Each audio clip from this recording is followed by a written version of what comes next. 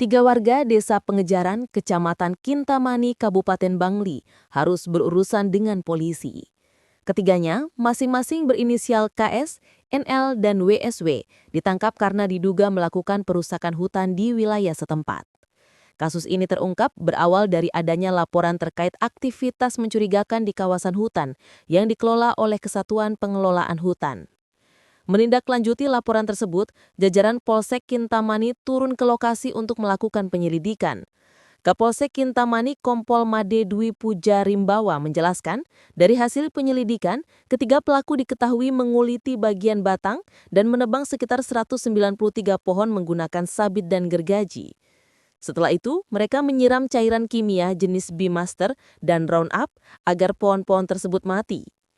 Polisi mengamankan sejumlah barang bukti, diantaranya 5 sabit, 1 kapak, 1 gergaji, serta cairan kimia yang digunakan dalam aksi tersebut.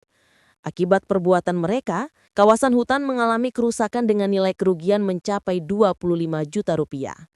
Kini ketiganya diamankan di Polsek Kintamani. Mereka dijerat dengan Undang-Undang Nomor 18 Tahun 2013 tentang pencegahan dan pemberantasan perusakan hutan dengan ancaman hukuman maksimal 10 tahun penjara.